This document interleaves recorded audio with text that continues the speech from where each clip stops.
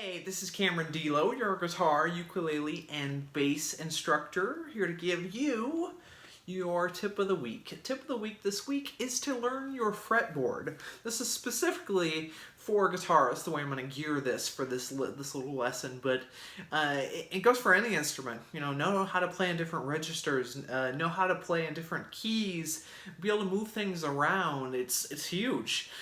With guitar in general, it can kind of expand upon your soloing range. You can play melodies in different positions. You can maybe get different ideas for things, like if you rearrange the notes in a different position on the neck. Shouldn't say rearrange them, but just even playing in a different position, same group of notes, it may click some new ideas in your brain, so to speak.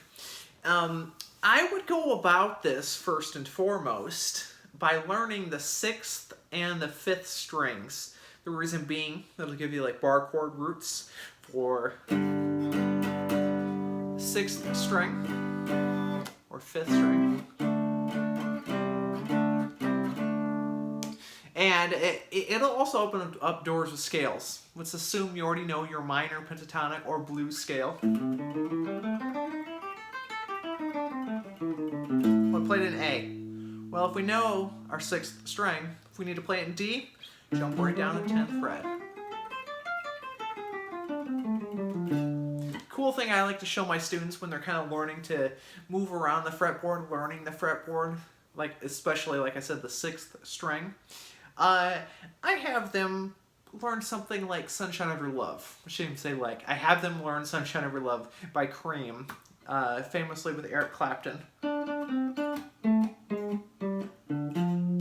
Well, it's taken right out of the blues scale. I have them play halfway up.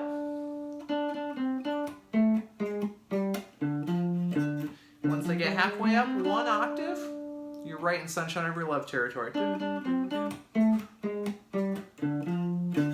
And they know right away, your first finger, that's why it's called D blues scale.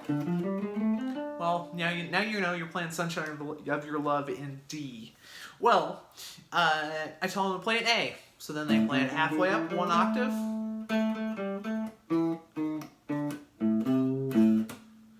Now I tell them to play it in G.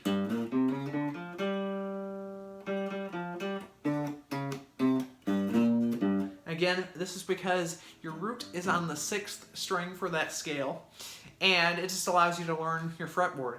I would take 3 different notes at a time, get used to it, moving them around, and then kind of expand upon from there. You can also take like songs you already know.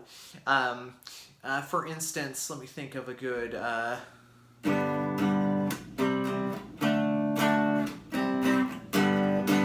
nice little 60s rock, Wild Thing.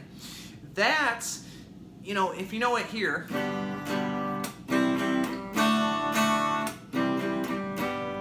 G, C, D. Well, now if you know your bar chords, or your roots, your major bar chords. Here's the G. Now here's the C.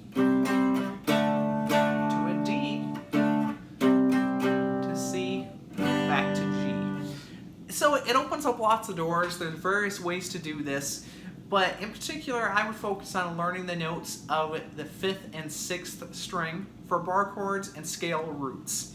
A couple other ways you could go about this, and it's not as easy and accessible as this, but this is something I like to show people. You could take a simple melody like Mary Had a Little Lamb, and you could play it and move it around. As long as you're staying in the same key, you could go, okay, well, I'm starting on E. Well, I gotta find another E. Okay? Your ear could kind of guide you, but then you could figure out, if you already know the notes here, you could figure out what they were right there too.